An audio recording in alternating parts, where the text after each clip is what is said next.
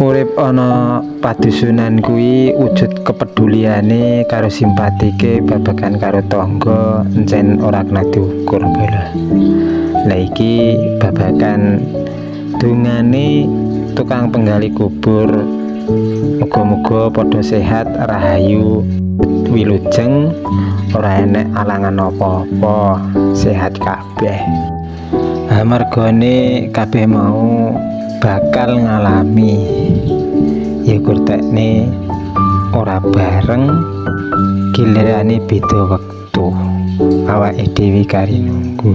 Nah, ngene iki bolo, nalikane urip ning kampung kuwi nek enek gampangane kematian apa-apa sewayah-wayah, awake dhewe kudu siap bantu apa wae.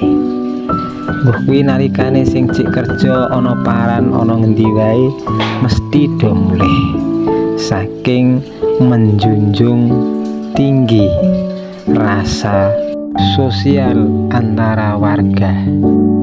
Apa meneh babagan lagi wong nandang duka, mbuh apa gawenane, mbuh nek kuwi parane nek ngendi, wong sing wis domisili ana dusun kuwi mau pasti mulih, wis pasti mulih kuwi.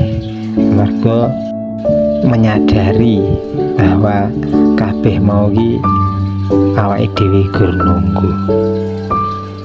Mbah kapan to kapan pasti teko gilirane. Lak ya ngono ta, Bro.